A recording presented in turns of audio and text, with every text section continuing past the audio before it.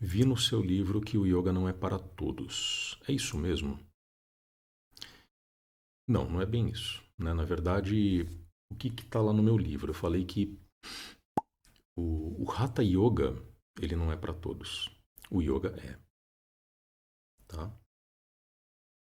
Isso, eu não vou lembrar agora o número de cabeça, né, do aforismo que aparece lá no meu livro.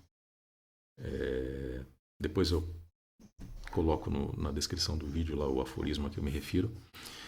Mas é basicamente isso. O yoga é para todos. E o Hatha Yoga é que não é. Eu chego até a mencionar naquele aforismo o Swastika Yoga, né, que o De Rose, o sistema que o mestre De Rose criou. Ele mesmo dizia que o Swastika Yoga não era para todos, né? Ele sempre direcionou, nunca escondeu que direcionou esse sistema para pessoas jovens, bem resolvidas, enfim, isso aí é uma questão particular do método que ele criou. Yoga e Hatha Yoga especificamente. Por que o Hatha Yoga não é para todos? Porque o Hatha Yoga implica uma série de técnicas, de sadhanas, de disciplinas. É um método tântrico extremamente exigente, inclusive em termos físicos. Na Índia, tradicionalmente, o Hatha Yoga ele é direcionado para adolescentes, né? Então, uma pessoa que tenha a pretensão de se tornar Hatha Yogi, ele é colocado para aprender o Hatha Yoga em escolas, né? Como se fossem internatos, né? Especificamente mantidos para pessoas muito jovens ou para adolescentes, no caso. Ele começa esse período de treinamento até se tornar um Hatha Yogi. A plena formação de um Hatha Yogi leva muitos anos, né? Por exemplo, o simples processo de treinamento, né, de aprendizado dos asanas, né, os 84 asanas tradicionais, com as 7 sadhanas de 12 posturas, pode levar aí tranquilamente uns 2 anos, pelo menos. Só os asanas. Porque você tem que realizar as sadhanas durante muitas semanas, sob orientação do teu guru, tem que retornar para conversar com ele, fazer os ajustes. Às vezes você repete aquela sadhana, só que com uma outra intensidade, então isso aí pode se perpetuar por 2, 3 anos, enfim. Só os asanas. Só que são 4 angas, né? Asana é apenas o primeiro anga. Antes dos asanas, tem o Sukshma Vyayama, que faz parte do aprendizado do Hatha Yogi. Né? Também tem toda a parte do Jnana Yoga, o aprendizado da ciência do autoconhecimento, associado sempre à meditação. Então, é um processo muito longo, muito exigente,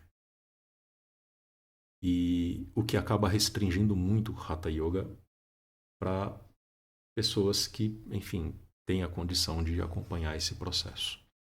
E o yoga? O yoga é para todos. Aqui a gente pode lembrar do seguinte: yoga é essencialmente a meditação. Qualquer pessoa que esteja com saúde mental em dia, né, ou seja, não sofre de nenhuma psicose, nenhum transtorno mental, e que esteja com uma saúde em boas condições, né, ou seja, não está doente nem nada, consegue respirar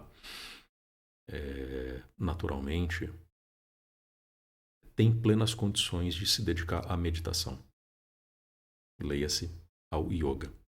Né? Então, o yoga sim é para todos. E se você que está me vendo aqui agora, né, você tem boa saúde mental, boa saúde física, não precisa ser nenhum atleta, evidentemente, não precisa ser nenhum, né, nenhuma pessoa com QI 180, mas se você é uma pessoa normal, que tem a cabeça no lugar, que tem a saúde funcionando razoavelmente bem, você consegue se dedicar à meditação. E, consequentemente, você consegue se dedicar ao yoga. Alguém pode até perguntar assim, mas o yoga em si, né, inclusive o Patanjali define dessa forma, né, o yoga em si, ele já não inclui também a asana pranayama, né, isso aparece nos Yoga Sutras e o Patanjali não fala em nenhum momento de Hatha Yoga, né, não tem que fazer asana e pranayama também, né, para realizar o yoga. Não necessariamente. Para realizar meditação, como muitos de vocês já sabem, é suficiente você ter condições de se sentar sem apoiar as costas, né? Porque quando você apoia as costas, você muda a condição do corpo e a meditação ela vai começar a te dar sono, você vai acabar dormindo. Mas se você consegue se sentar sem apoiar as costas e se você consegue respirar com naturalidade, você está pronto para fazer meditação. E, consequentemente, está pronto para realizar yoga. Ok? É isso. Como não ser só mais um professor de práticas de bem-estar e relaxamento? Essa pergunta ela é muito interessante porque ela provavelmente aflige a maioria dos professores que tem um vislumbre de que o yoga é muito mais do que bem-estar e relaxamento. Eu passei por essa aflição, né? Quando eu comecei a dar aulas de yoga, né? Aos poucos eu fui aprofundando meu estudo e eu percebi que o yoga não era apenas bem-estar e relaxamento e, no entanto, muitas pessoas me procuravam para ter aulas de bem-estar e relaxamento. Na verdade, a maioria das pessoas que procura yoga procura para encontrar bem-estar e relaxamento, né? E aí o professor que tem o entendimento de que o yoga é muito mais do que isso, ele pode ficar aflito, como talvez tenha sido o caso da pessoa que me fez essa pergunta, né? Qual é a solução nesse caso? A primeira coisa, talvez a mais importante aqui, é entender qual é o verdadeiro papel do bem-estar e relaxamento dentro do yoga. Porque é aquela história. Se a pessoa vem para o yoga procurando bem-estar e relaxamento, é porque na cabeça dela existe uma conexão muito forte entre essas coisas todas. Ao ponto do yoga ser bem-estar e relaxamento. Na cabeça do leigo, né, a maioria dos leigos tem essa visão de que o yoga é bem-estar e relaxamento. Talvez a maioria não tenha talvez a maioria não faça essa associação ao ponto de achar que são sinônimos, né? Então, yoga é bem-estar e relaxamento. Talvez não pense assim porque já ouviram falar que o yoga envolve meditação e, enfim, outras coisas mais, né? E coisas espirituais, né? Da Índia e, enfim, de lugares exóticos. Mas a maioria associa a bem-estar e relaxamento. Então, a primeira coisa é você, como professor, entender qual é o papel do bem-estar e do relaxamento no yoga. E mesmo no Hatha Yoga, né, se for o caso. Tá? Por que isso? Porque se você entender isso para você, você vai conseguir explicar para o teu aluno qual é o lugar do bem-estar e do relaxamento dentro da prática dele. E aí você vai ter condição de conduzi-lo para outras direções, talvez até para a direção de um aprofundamento, né, a partir dessa aproximação que se deu por meio do bem-estar e do relaxamento. Ok? Em linhas gerais, é isso que é possível fazer. Pode acontecer, é claro, né, do aluno, às vezes você abre esse universo para o aluno, né, e o aluno pensa assim, bom, não, mas eu quero bem-estar e relaxamento, só. Não tem problema nenhum. Ele pode perfeitamente continuar se dedicando àquilo que as porções do yoga que mais agradam a ele, obtendo bem-estar, obtendo relaxamento. Isso já vai fazer um bem danado, né? Porque a maioria das pessoas tem raríssimos momentos de bem-estar e praticamente nenhum de relaxamento. As pessoas não sabem relaxar, né? Então só isso já vai ser um ganho imenso. E aí, quem sabe, depois de alguns anos, a pessoa possa reconsiderar a possibilidade de se aprofundar um pouquinho no yoga, de se dedicar um pouco mais seriamente à meditação, de se envolver um pouco mais com aquilo de mais profundo que o yoga tem a oferecer. Até lá, você deixa a pessoa livre, né? Por que não? Eu acho que todas as pessoas são bem-vindas, né? É claro que o professor ele tem a responsabilidade de apresentar o yoga tal como o yoga é e mostrar que bem-estar e relaxamento são fragmentos minúsculos, né, daquilo que o yoga é. Certo?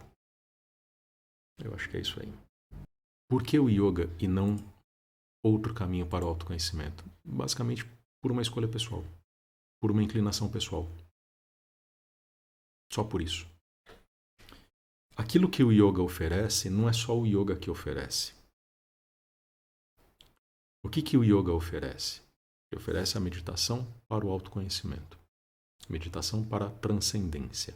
Oferece aquilo que popularmente se chama de espiritualidade. Oferece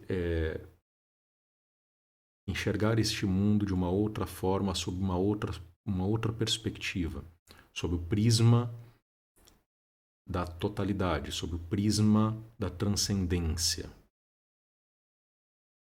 É mais ou menos como se a gente escalasse uma montanha e, quando chega lá no topo, a gente tem condição de ver todo aquele lugar em que a gente vive. Ou seja, é um aprimoramento da visão sobre a realidade. E essa realidade, é claro, não é feita só deste plano de existência, né? O plano do corpo, da mente, né? Das ideias, das emoções, das agitações mentais. Então, é isso que o yoga oferece. Mas isso está presente em praticamente todas as tradições espirituais, sejam do Oriente como também do Ocidente. Então, se você pega o cristianismo, se você pega o Islã, você pega o budismo, você pega as diferentes vertentes do budismo, né? Você pega o budismo Zen no Japão, a gente encontra essa qualidade, né? Ou seja, a busca pela transcendência em praticamente todas as tradições espirituais. E aí vem aquela questão, bom, mas por que o caminho X e não o caminho Y? No meu caso específico, né? Foi uma inclinação pessoal apenas. Um diferencial importante que o yoga traz é trazer uma disciplina que começa nos elementos mais brutos daquilo que você costuma chamar de eu. O corpo, a mente, as emoções. Então, é um processo de autoconhecimento num nível bem básico no início, justamente por proporcionar esse conhecimento a respeito do corpo, a respeito dos pensamentos, a respeito do funcionamento da mente, a respeito do funcionamento das emoções. Isso principalmente por meio das técnicas tântricas. Isso me agradou bastante. Isso me ajudou bastante. Eu venho das artes marciais, né? Eu passei das artes marciais para o yoga, praticamente. Então, eu sempre tive uma relação com o corpo, né, e com as energias sutis. Já vinha de algum conhecimento, de algum entendimento, de alguma prática. E eu achava que seria interessante, no meu caso específico, aprofundar essa busca, né, pelo espiritual, pela espiritualidade, por meio de uma disciplina que abrangesse isso, que incluísse isso que eu já tinha como bagagem, entre aspas. E foi aí que o Hatha Yoga caiu como algo muito, muito, muito apropriado no meu caso. Eu enfatizo muito aí essa expressão no meu caso, pessoal, porque, como eu falei, para outras pessoas o yoga não serve, o Hatha Yoga não serve. Né? Outras pessoas vão preferir seguir caminhos muito mais espirituais, caminhos da religião, por exemplo, para se aproximar desse transcendente. Claro que depende do perfil de cada um, depende da condição de cada um, depende das inclinações de cada um.